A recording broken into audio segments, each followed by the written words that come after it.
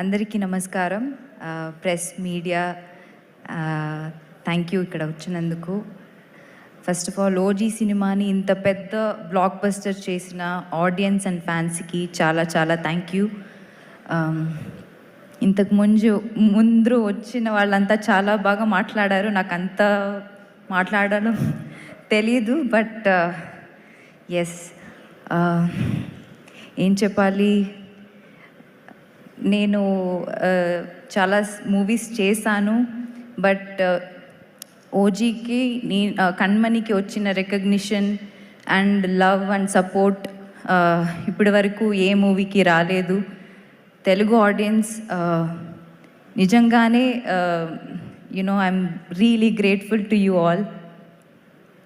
and first of all